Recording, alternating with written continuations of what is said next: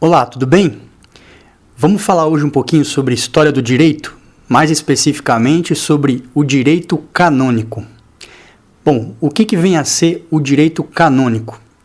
O direito canônico é um direito que tem a ver com as normas referentes à Igreja Católica e aos seus normativos diversos para que essa igreja possa se relacionar tanto no âmbito interno quanto também externamente, e determina as normas da igreja, os seus modos de operar, tanto como eu falei no seu relacionamento externo, quanto internamente pelas autoridades eclesiásticas e também pelos seus membros, os seus fiéis.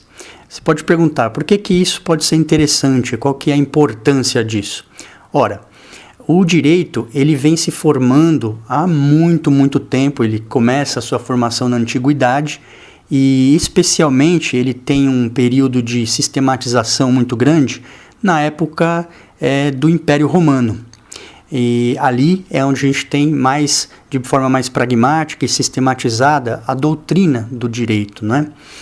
E a Igreja Católica, como vocês sabem, ela teve uma inter-relação muito grande com o Império Romano. Então, para dizer a verdade, durante bastante tempo conviviam, não é, tanto o direito secular quanto o direito canônico na resolução de diversos casos que se apresentavam. Para a gente poder entender um pouquinho melhor isso, é preciso voltar lá na Antiguidade. Na Antiguidade que eu digo, na verdade, na período primitivo da igreja, né? E para a gente entender isso de uma forma mais sistematizada, vou utilizar uma definição, melhor, uma classificação, que é do Abelardo Saraiva Cunha, que ele faz uma divisão do direito canônico em 3 fases, sendo que a primeira fase, ela começa exatamente com a organização da igreja primitiva. Então, no momento do nascimento de Cristo, e vai até o ano de 1150, com os trabalhos de Graciano, que é um monge da Igreja Católica. Nessa primeira fase, o que nós temos é o início dos escritos dos evangelhos, e os primeiros preceitos normativos têm um cunho altamente moral, que são os ensinamentos do próprio Jesus Cristo, né, durante o seu ministério, durante sua vida, e também daqueles que com ele conviveram, os discípulos e apóstolos, especialmente os evangelhos, né, chamados evangelhos canônicos, Mateus, Marcos, Lucas e João, que dão ali um testemunho a respeito da vida de Jesus Cristo, seus ensinamentos principais. Então, pela sincronia desses ensinamentos, desses relatos, isso ganha uma força testemunhal, e ali a gente tem as primeiras fontes desse direito canônico. Após a morte de Cristo, os apóstolos continuam o trabalho de escrever epístolas e de divulgar o evangelho também por palavras. Então, essas são as primeiras fontes do direito canônico. Nesse período, né, um pouco mais adiante, a gente vai começar a ter a mistura dos cristãos, né, da igreja cristã, com o Império Romano, e mais adiante essa igreja vai passar a ser uma religião oficial no Império Romano. E aí nós temos então, a partir de então, o advento da Igreja Católica, né, Apostólica Romana, e o que vamos começar a ter são os escritos das autoridades eclesiásticas a respeito do Evangelho e a respeito também das normas da igreja. Então, nesse caso, são principalmente os cânones dos concílios. Os concílios são as reuniões das autoridades da igreja para definir questões morais, dogmas, princípios, preceitos. E sempre, como resultado desses concílios, havia o que a gente chama de cânones, que são as regras que eram editadas por esses concílios. Então, essas regras, esses cânones, também são considerados fontes do direito canônico. Também nós temos as constituições dos papas, que seriam os papas escrevendo e editando normas em matérias de sua competência. Existem também as concordatas, que são convenções internacionais, né, em que a igreja ela pactua com estados como sendo ela, a igreja, um ente de direito, né, um ente de direito público. Então ela também faz acordos, assume obrigações, adquire direitos. Então essas concordatas são também fontes do direito canônico. Finalmente nós temos também as leis seculares, porque, como eu falei, as autoridades romanas também expediam suas normas, seus decretos, suas regulamentações, e às vezes pela compatibilidade disso com as normas da igreja, aquilo era simplesmente incorporado. Então veja que é um longo percurso, um longo trabalho, né, de produção de fontes desse direito, que vai até lá mais ou menos 1150 na primeira fase, quando um monge da igreja e também professor da Universidade de Bolonha, que é o Graciano, ele é chamado a fazer uma reunião de todas essas fontes do direito, uma compilação de todas essas fontes que eu citei, o que ficou conhecido como o Decreto de Graciano. Ele reúne então todas essas fontes anteriores, e isso passa a ser utilizado tanto como fonte de consulta para dentro da igreja e também para o ensino do direito canônico nas universidades. Bem, isso encerra aí a primeira fase. Foi um trabalho que levou, esse trabalho do Graciano, mais ou menos uns 10 anos, de 1140 a 1150, e isso encerra a primeira fase, abrindo a segunda fase do direito canônico, que na verdade a segunda fase é uma continuidade. Nós vamos continuar a ter muitas decretais, né, sendo promulgadas, sendo expedidas, até que o pontífice Gregório IX, mais ou menos no ano de 1234, para complementar os trabalhos que já haviam sido feitos por Graciano, ele então pede que se organize, né, uma compilação de todas as outras decretais que foram realizadas, que foram feitas depois dos trabalhos de Graciano. E aí nós vamos ter isso sendo feito por Raimundo de Penaforte. Mas, na verdade, é uma continuação daquilo que já vinha sendo feito. As fontes principais do direito não mudam, continuam sendo aquelas que são expedidas pelas autoridades eclesiásticas.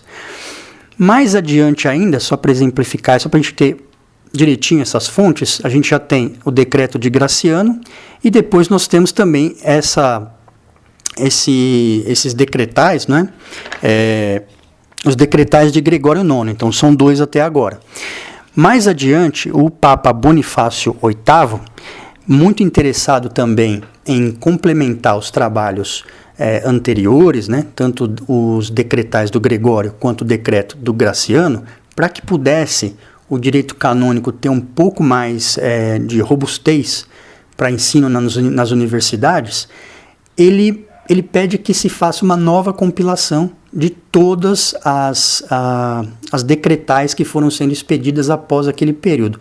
Então vocês percebem que vai sendo sempre um trabalho de nova compilação, porque a produção das fontes não para, e aí a gente vai tendo que de tempos em tempos fazer uma compilação disso. Então isso ficou conhecido como o livro sexto, que na verdade foi solicitado pelo Papa Bonifácio VIII. Chama-se livro sexto porque as decretais do Gregório eram divididas em 5 partes, e aí depois viria essa sexta parte, vamos dizer assim, né, que era o Liber Sextus do Papa Bonifácio VIII. Mais adiante nós temos um outro Papa, Clemente V, que vai presidir um concílio, que é o Concílio de Viena, no ano de 1311. E lá é um concílio muito importante, muitas cânones são expedidos ali, e ele pede que se faça uma reunião de tudo isso. Então esse era o concílio de Viena do Papa Clemente V, e ficou conhecido como as Clementinas. E depois, como não para essa produção, a gente vai ter novas coisas sendo expedidas que continuaram a ser, aí foram chamadas de normas extravagantes. Aí, para fechar essa segunda fase, o que acontece? Acontece uma reunião de tudo isso, de todas essas fontes, que na verdade eram 5 fontes.